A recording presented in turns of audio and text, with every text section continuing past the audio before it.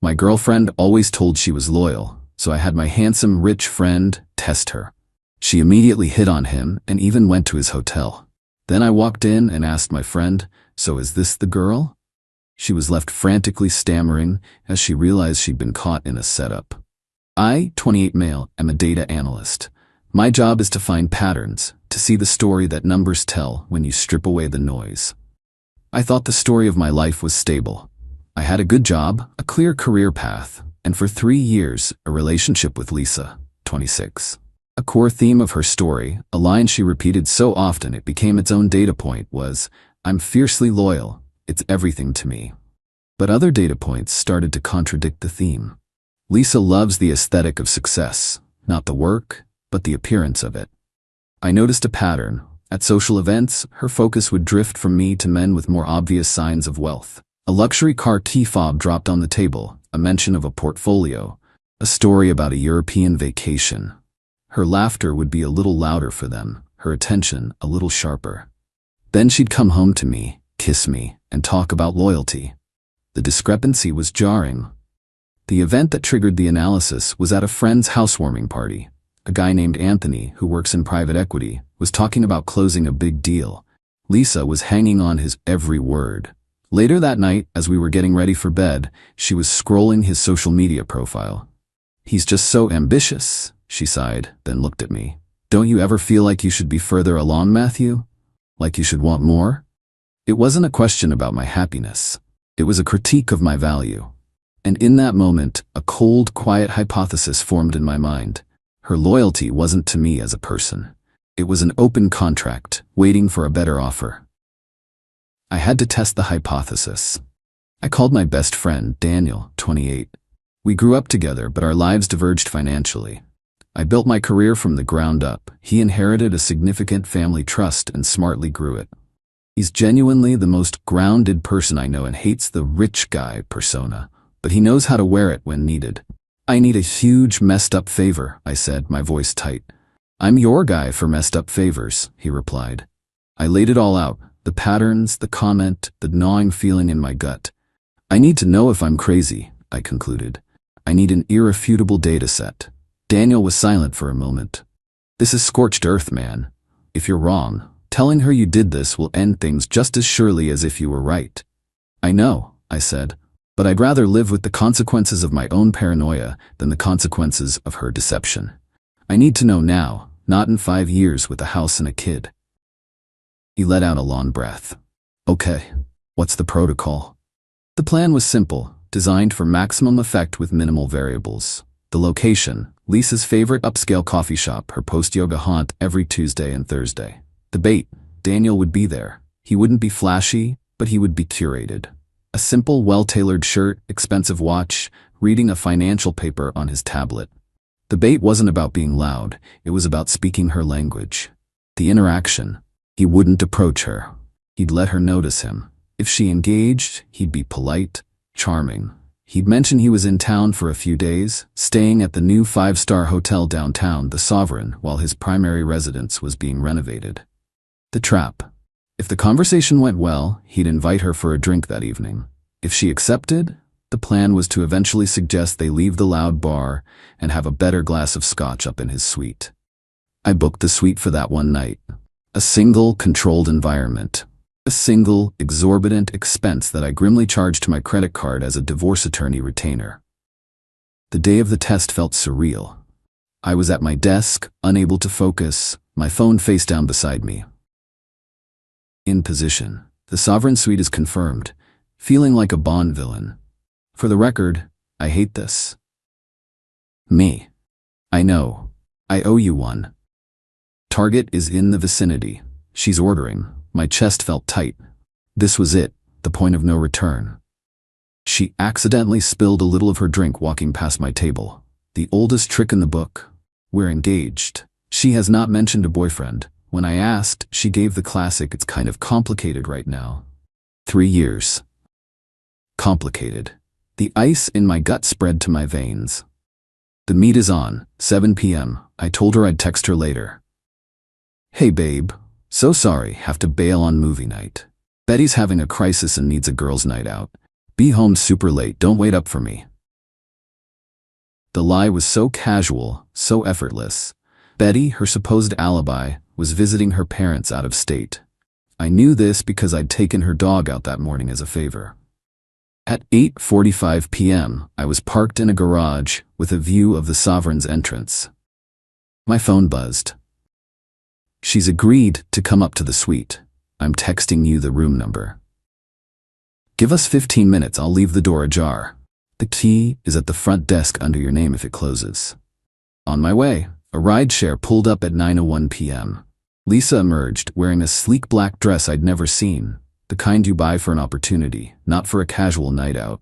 She looked up at the glittering hotel, a wide, triumphant smile on her face, and disappeared inside. I walked across the street, my footsteps echoing in the quiet night. My heart was unnervingly steady. The data was collected.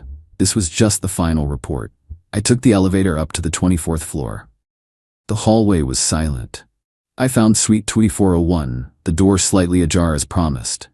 I pushed it open. The suite was opulent. A panoramic window showcased the city lights. Lisa was perched on the edge of a plush sofa, a glass of amber liquid in her hand, laughing at something Daniel had said. He was leaning against the wet bar, looking relaxed. "I just think it's so important to be with someone who's ambitious, you know?" she was saying, her voice full of meaning. "Someone who wants to conquer the world." I let the door click shut. A small sound, but it cut through the room like a gunshot. Lisa's head whipped around. The smile evaporated. Her face went slack with shock, the color draining away, leaving her expensive makeup looking stark. The glass in her hand trembled. "Matthew," she breathed, her voice a ghost. What are you doing here?" I didn't look at her. My eyes were fixed on Daniel. I gave him a slow, tired nod. "So," I asked, my own voice sounding distant to my ears. "Is this the girl?" Daniel held my gaze, his own expression grim. He looked at Lisa, then back at me. He gave a single sharp nod. "Yeah, Matthew, this is the girl." Lisa made a small choking sound. She couldn't form a sentence, just a frantic, sputtering mess of, "I can explain this isn't wait." And I just watched her, watched the calculations firing behind her eyes as she finally understood. She hadn't just been discovered. She'd been methodically, clinically, and successfully entrapped. Update 1, thank you for the comments and messages. It's strange to feel validated by strangers on the internet, but here we are. To be clear, nothing physical happened between Daniel and Lisa. He said she was leaning in, getting ready to make a move, right when I walked in. The plan was never to let it get to that point. Daniel has been a rock, though he still feels guilty for his role. I keep telling him he just held the camera. The immediate aftermath in the hotel suite was pathetic. There was no rage, no great confrontation. Just Lisa stammering excuses. She tried to say Daniel was a potential client for her company's dental supplies. When I pointed out he doesn't own a dental practice, she switched to saying he was a friend of a friend, and she was just being polite. I didn't engage. I just held out my hand. "The key to our apartment, Lisa." "No, Matthew, please, let's just go home. We can talk this out. This is crazy. You can't do this." "You're right. I should have done this a long time ago. The key." Daniel finally said, "Lisa, give him the key." She shot him a look of pure hatred. "You set me up." "He's my friend," was all Daniel said. Defeated, she finally pulled the key from her purse and dropped it in my hand. It was warm. "I'll need some time to get my stuff," she said, her voice turning cold and hard. "Take all the time you need," I said. Then I walked out. The real Lisa began to surface a few hours later. After a period of silence, my phone became a war zone. Dozens of missed calls. Then the texts, a fire hose of blame shifting and revisionist history. "Lisa, I cannot believe your manipulative cruelty. To stalk me and trick me. I feel violated. I was being polite to a stranger. Is that a crime now? You are a paranoid, controlling monster. My friends will hear all about this. My family will hear all about this. You're gonna regret trying to ruin my life. And after everything I did for you, how dare you? And for the record, I'm not going anywhere. My name is on the lease. This is my home just as much as yours. You can't kick me out." That last text was the one that mattered. It was her declaration of war. Her name is on the lease. We have 7 months left. She thinks she can make my life so miserable, that I'll be the one to leave, breaking the lease and taking the financial hit myself. She believes she is the wronged party. I went back to the apartment 2 days ago. She was there, on the phone with her mother. He's completely unhinged, Mom. I'm actually scared of what he'll do next. She saw me and her voice became louder, more performative. What do you want? She snapped after hanging up. We need to discuss logistics, I said calmly.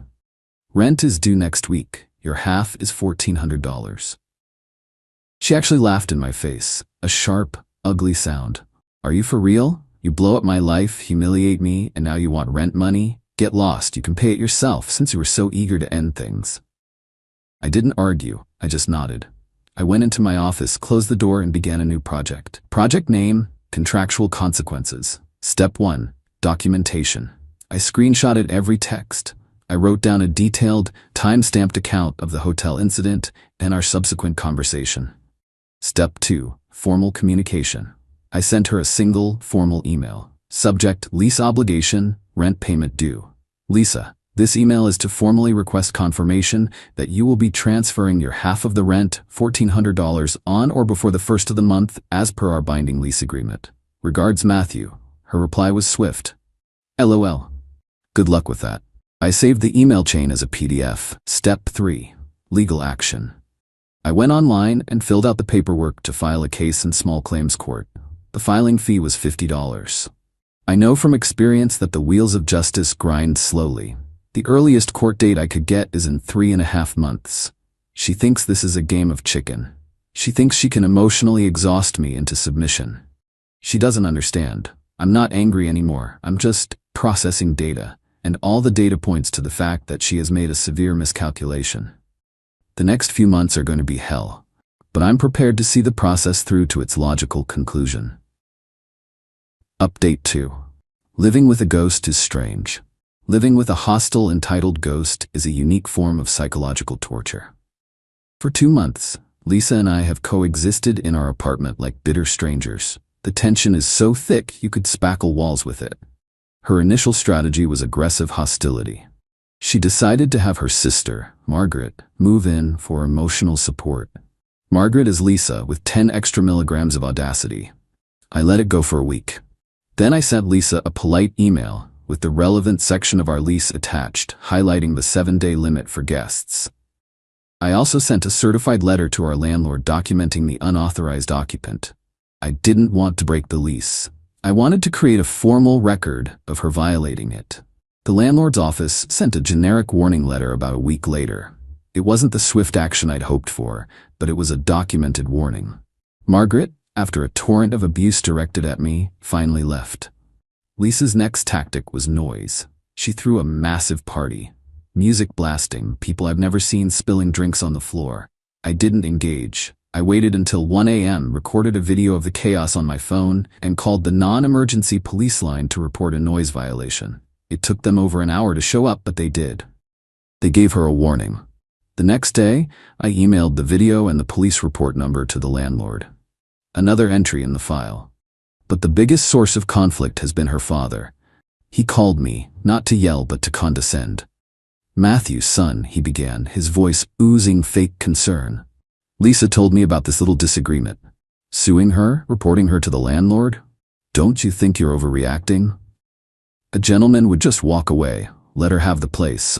It's the right thing to do." "With respect, sir," I said, my voice flat, "the right thing would have been for her not to cheat on me. The second right thing would be for her to honor her legal agreements. She's chosen to do neither. You're gonna ruin her future over a few $1,000. Her mother and I won't stand for it. Then I suggest you advise her to pay the rent she owes," I said, and hung up. I think her father's pride is the issue. In his mind, his daughter is the victim of a lunatic. Giving me money would be admitting she did something wrong, and he'd rather fund a war than admit defeat. Living here is draining. I've moved all my valuables and nice things into a small storage unit. I have a mini fridge in my office for my own food. I exist in my bedroom and my office. The rest of the apartment has become her sty. It's a constant, low-grade misery. Some nights, the sheer exhaustion hits me. I feel the loss of the woman I loved, the future I imagined. It's a heavy, hollow feeling. But then I remember the cold, hard facts of the situation, and I open my laptop and add another entry to my log. The first of this month came and went. No rent from her, as expected. I paid the full amount again. I filed a second small claims suit. The court dates are now set. The first one is in about 5 weeks. She's been served the papers for both.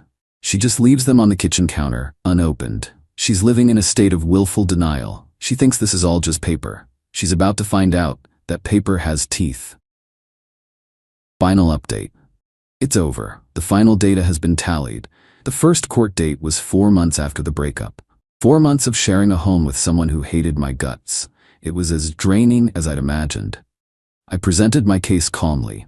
The signed lease, my bank statements showing I'd paid the full amount, the emails where she explicitly refused to pay. I had a binder, tabbed, and organized. Lisa's defense, delivered by an expensive lawyer her father hired, was a dramatic retelling of my cruel and unusual setup. The judge was unimpressed. He looked at her lawyer and said, "Counselor, this court is not here to adjudicate their breakup. It's here to adjudicate a contract. Did your client pay the rent she was legally obligated to pay?" The answer was no. Judgment for the plaintiff. I won the first 2 months of rent back, plus filing fees. I thought that would be the end of it. I thought she would finally pack her things and go. I was wrong. Her father paid the judgment, but the defiance remained. She stayed put. So the miserable routine continued. Another month, another non-payment of rent, another small claims filing. The turning point, the real consequence, came from her own actions. Tired of living with me, she and her parents decided she would move on to bigger and better things. She found her dream apartment in a new high-end building. Her parents co-signed, paid the hefty deposit and first month's rent. She was approved, pending the final background check by the corporate office. She was insufferably smug for 2 weeks. She left the glossy brochure for her new building on the kitchen counter. Finally getting away from this toxic environment, she'd say loudly on the phone, "Moving on to a life I deserve." A week before her scheduled move-in, I heard a shriek from her bedroom. It was a sound of pure, unadulterated rage. She had received an email from the new building's management company. Her application had been denied. Unlike in a movie, it wasn't my friend who pulled the strings. It was something far more mundane and brutal, the system working exactly as designed. The standard background check they ran had flagged the finalized court judgment against her, a legal ruling in my favor for failure to pay rent. For a large, faceless property management corporation, that is the single biggest red flag a potential tenant can have.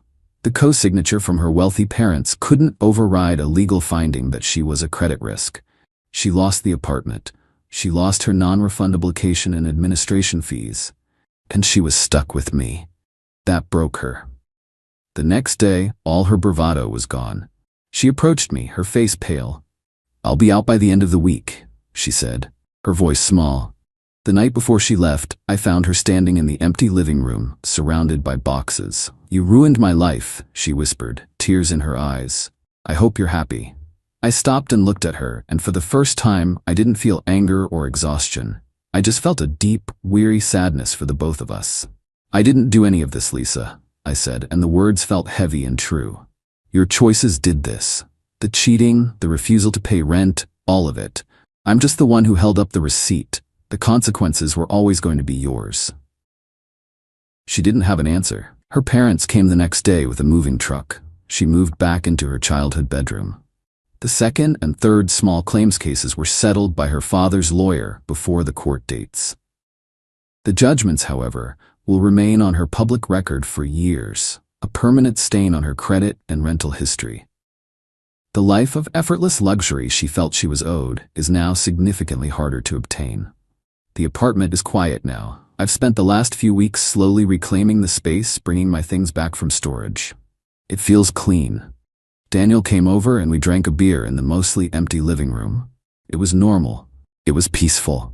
This wasn't a clever, triumphant revenge. It was a long, ugly, and exhausting process. It was the slow, grinding machinery of the real world. I had to be patient, meticulous, and willing to endure months of misery to see it through. But it's done. She built a reality based on lies and entitlement, and it collapsed under the simple weight of a signed contract. She faced the natural consequences of her actions. And for the first time in nearly half a year, my life feels stable again.